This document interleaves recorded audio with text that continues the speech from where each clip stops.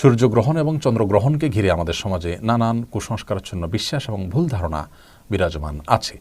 যেমন অনেকেই মনে করেন যে গর্ভবতী মায়েদের জন্য সূর্যগ্রহণ কিংবা চন্দ্রগ্রহণের সময় কোনো কিছু কাটাকাটি করা উচিত নয়। তরকারি, মাছ কিংবা মাংস, ফলমূল ইত্যাদি কাটা উচিত নয়। এগুলো যদি কাটেন তাহলে সেক্ষেত্রে গর্ভস্থ সন্তানের ক্ষতি হয়। এ ধারণা সম্পূর্ণ কুসংস্কারাচ্ছন্ন একটি ধারণা, ভুল বিশ্বাস। কোরআন হাদিসের কোথাও এরকমটি বলা হয়নি এবং সুস্থ বিবেক বুদ্ধিও এরকম কোনো বিশ্বাসকে সমর্থন করতে পারে না। একজন ঈমানদার কখনো কুসংস্কারাচ্ছন্ন হতে পারেন না। অতএব এই বিশ্বাসটি আমাদের সংশোধন করতে হবে। সূর্যগ্রহণের সময় অন্য স্বাভাবিক যে কোনো কাজ আমরা করতে পারি, কাটাকাটি ইত্যাদি এগুলোও করতে পারি, মা বোনরাও করতে পারেন, গর্ভবতী মায়েরাও করতে পারেন, কোনো অসুবিধা নেই। সূর্য কিংবা চন্দ্রগ্রহণের সময় নবী করিম সাল্লাল্লাহু আলাইহি সাল্লামের মৌলিক নির্দেশনা হলো সূর্য এবং চন্দ্রগ্রহণের সালাতের আয়োজন করতে হবে মসজিদে। সেই সালাতে আমরা শামিল হব, আদায় করব। আর এছাড়া নবী রাসূলুল্লাহ